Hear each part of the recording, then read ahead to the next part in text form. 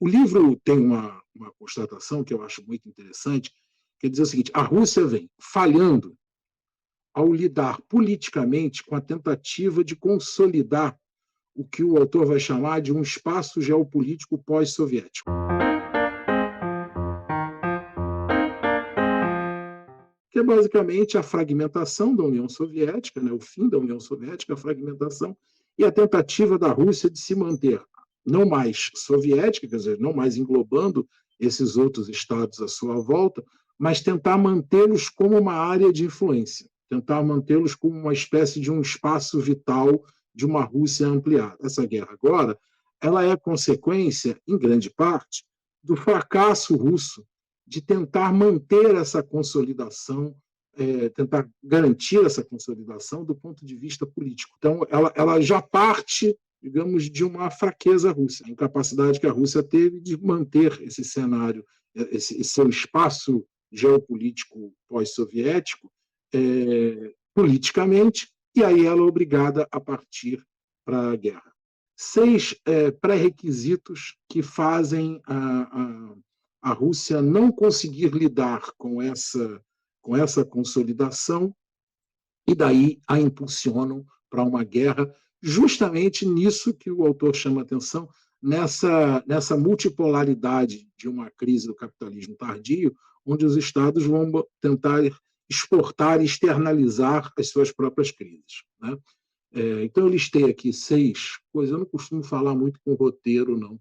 Eu, às vezes, até me enrolo, mas eu acho que aqui, como são muitas questões, eu achei necessário mapear aqui. Primeiro, talvez, a questão com a qual a gente tenha menos informações, né? Que é as poucas informações sobre a correlação de forças dentro do próprio regime russo.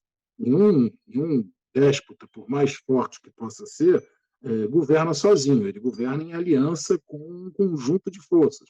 Parece haver um certo crescimento de tensão dentro do regime russo.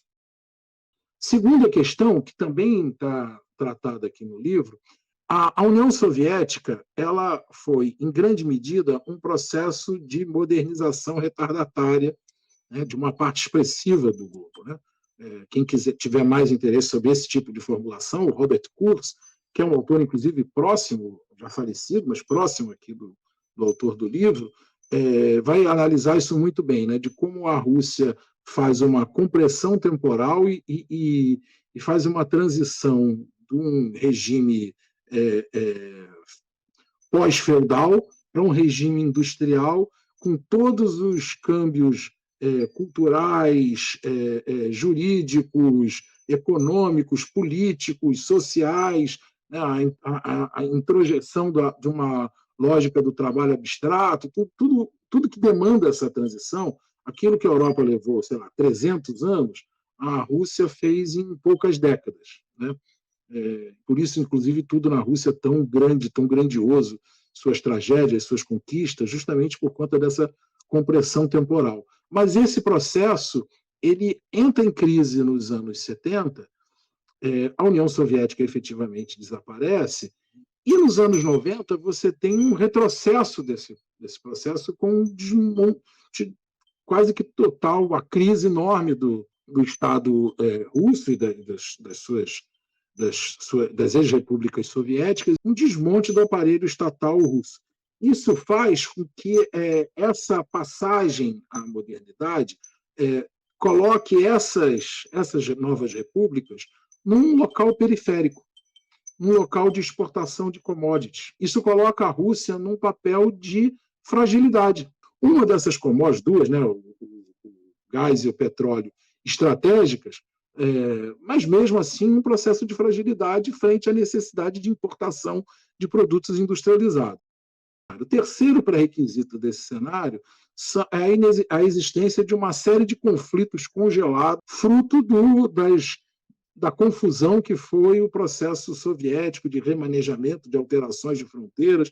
A própria Crimeia é fruto desse processo, né? A Crimeia, que era russa por conquista lá atrás, mas era russa durante muito tempo, e aí depois se torna ucraniana e a Rússia reivindica a sua retomada, enfim. Então é um cenário que está longe de estar pacificado.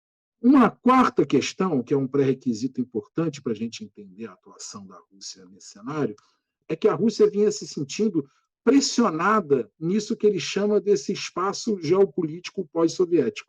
Isso obriga a Rússia a tomar ações mais drásticas para tentar consolidar esse seu espaço geopolítico. Um outro pré-requisito desse cenário, e tem muito a ver com aquela famosa frase do Putin ali, que a Ucrânia não existe, né?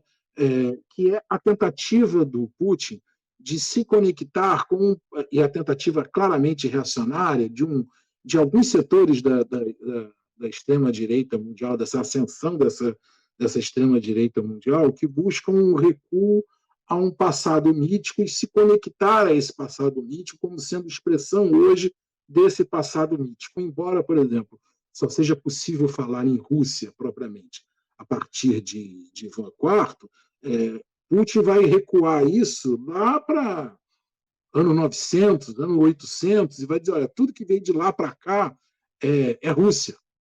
E aí o sexto elemento é a pressão que o Ocidente exerce para impedir a consolidação desse espaço geopolítico pós-soviético.